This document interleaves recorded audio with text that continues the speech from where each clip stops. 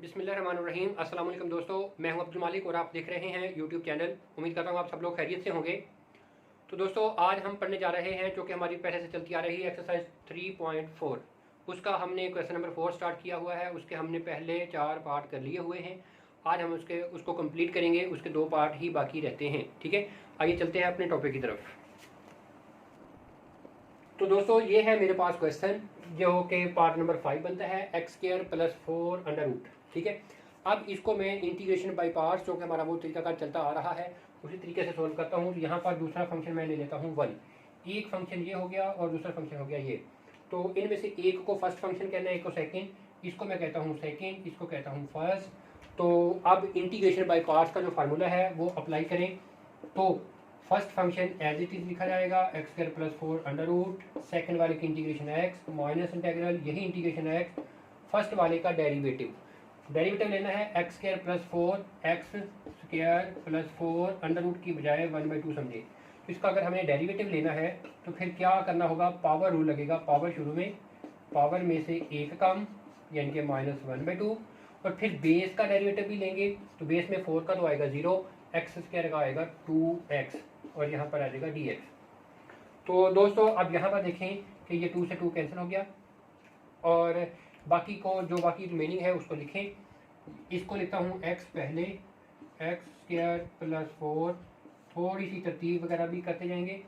ये x और x² हो जाएगा और नीचे x, ये इसकी पावर नेगेटिव है ना, तो इसको बटे में ले जाकर x² + 4 अंडर रूट बना देंगे dx। ये बात हमारे पास यहाँ तक आ गई। ठीक हो गया।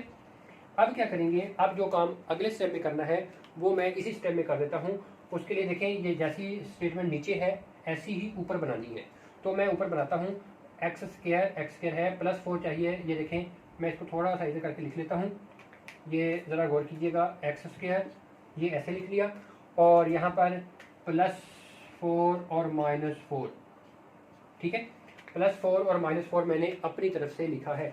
अब यहाँ पर गौर करें तो इस जैसी रकम ये वाली बन गई है। इसको इसके डिनोमिनेटर में अलग लिखें और इसको इसके डिनोमिनेटर में अलग लिखें। ये आ जाएगा x² + 4 अंडर रूट माइनस यहाँ पर आ जाएगा x² + 4 over x² + 4 under root और -4 ओवर x² + 4 अंडर रूट। ये आ गया और ये इंटेग्रल आ गया साथ में dx। ये आ गया x² + 4 अंडर रूट माइनस। अब देखें, इसकी इंटीग्रेशन भी अलग करेंगे, इसकी इंटीग्रेशन भी अलग करेंगे। लेकिन जब इसकी इंटीग्रेशन अलग करेंगे तो ये ऊपर वाला हिस्सा नीचे वाले हिस्से से कैंसिल आउट होता है। तो फिर ये बन जाएगा x² + 4 अंडर रूट, ये बन जाएगा। ठीक है, और इसकी इंटीग्रेशन आ गई अलग। ये माइनस इसके साथ प्लस हो जाएगा, 4 बाहर आ जाएगा और 1 ओवर x² + 4 अंडर रूट ये आ जाएगा dx। इसकी इंटीग्रेशन भी अलग हो गई। अब यहाँ पर देखें, ये वाला जो हिस्सा है ये हमारे पास वही क्वेश्चन बन गया हुआ है। तो इस क्वेश्चन का नाम हमने लेट करना है j के बराबर। तो इधर ये j चलता आएगा, ये j = अब इसकी जगह j लिखेंगे तो ये आ जाएगा x² + 4 अंडर रूट -j और +4। इसके ऊपर मतलब फार्मूला हम अप्लाई करने जा रहे हैं। फार्मूला है हमारे पास ऐसे था 1 over x² + a² under root dx। इससे पिछली एक्सरसाइज का ये क्वेश्चन नंबर 8 है। ठीक है, ये फार्मूला था log x + x² + a² under root plus constant c। ये था हमारे पास इसका फार्मूला। तो a की जगह क्या आ रहा है हमारे पास, यहाँ पर देखें, हम इसको ना ऐसे लिख लेंगे 4 की बजाय 2 का स्क्वायर ऐसे। ठीक है, तो a की जगह पर हमारे पास आ रहा है 2। तो इसके ऊपर अगर ये फार्मूला अप्लाई करते हैं तो ये बनेगा log x + x² + 2² under root और plus constant c।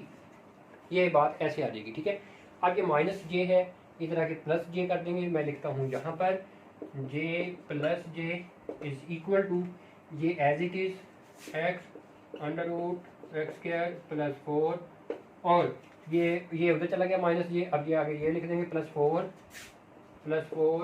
log x + x², ये x² + 4 अंडर रूट। ठीक है, +4 अंडर रूट और ये प्लस कॉन्स्टेंट सी, ये 2j बनता है 2j, और इधर ये एज इट इज आ जाएगा। ये 2 इधर जाके डिवाइड कर दें, इधर आ जाएगा j, 2 इधर जाके डिवाइड होगा तो x/2 x square plus 4 under root, इसके डिनोमिनेटर में 2 आ गया, और ये 2 इसके डिनोमिनेटर में जाएगा तो यहाँ से कट कैंसिल आउट हो जाएगा, -2 रह जाएगा, 2 log x plus x square plus 4 under root plus constant C. इस तरीके से हमारे पास इस क्वेश्चन का ये सोल्यूशन आता है। और यहाँ पर देखें ये j के बराबर है, j हमारे क्वेश्चन का नाम है। ठीक हो गया, तो ये पार्ट हुआ है कंप्लीट। अब हम चलते हैं इसके अगले पार्ट की तरफ। अब हमारे पास पार्ट नंबर ये 6 है, x square E power a x. इसको हमें इंटीग्रेशन बाई पार्ट सॉल्व करना है। तो दो फंक्शन मल्टीप्लाई हो रहे हैं, इसको मैं रखता हूँ फर्स्ट फंक्शन, इसको रखता हूँ सेकेंड, आइलेट के फार्मूले के मुताबिक ही। ठीक है, तो यहाँ पर क्या होगा कि first function as it is लिखेंगे, सेकेंड वाले की integration e power a x, और पावर का डिनोमिनेटर में डेरिवेटिव माइनस इंटेग्रल, यही इंटीग्रेशन यहाँ पर आ जाएगी, और फर्स्ट वाले का डेरिवेटिव आ जाएगा 2x dx। अब यहाँ पर क्या होगा, x square over a e power a x, ये एज इट इज़, माइनस ये 2 और a कांस्टेंट है, इसको बाहर लेंगे, और integral x E power a x D x, ये आ गया। यहाँ पर फिर दो फंक्शन मल्टीप्लाई हो रहे हैं, तो इंटीग्रेशन बाई पार्ट्स फिर फार्मूला यूज होगा, ये फर्स्ट फंक्शन ये सेकेंड। तो उसी तरीके से अब यहाँ पर फिर फार्मूला अप्लाई कर दें, x square over a e power a x minus 2 over a, first function as it is, second वाले की integration e power a x over a minus integral e power a x over a, और first वाले का derivative 1 D x, ऐसे आ गया। ठीक है, अब ये तो एज इट इज लिखेंगे, ई पावर ए एक्स, इस -2 ओवर ए को इधर मल्टीप्लाई करें तो माइनस एक तो आएगा 2x ओवर ए स्क्वायर, और ई पावर ए एक्स माइनस ये माइनस माइनस प्लस हो जाएगा, 2 ओवर ए इधर जाएगा, 2 ओवर ये ए बटे में जाएगा तो ये ए बाहर आएगा तो नीचे आ जाएगा ए square, integral e power a x D x. ये बात हमारे पास यहाँ तक आ गई। ठीक है, अब क्या करेंगे, ये x square over a e power a x minus ये 2x over A square E power a x plus यहाँ पर 2 ओवर ए स्क्वायर, और इसको लिखेंगे ई power a x over A plus constant, इसकी इंटीग्रेशन कर दी है। ठीक है, अकेला फंक्शन था तो ये आ गया। अब सिर्फ और सिर्फ हमें एक तो ई पावर ए एक्स कॉमन लेना है, और दूसरा इन दोनों को आपस में मल्टीप्लाई करना है। मैं सामने लिखता हूँ ई पावर ए एक्स कॉमन, यहाँ पर रहेगा एक्स स्क्वायर ओवर ए,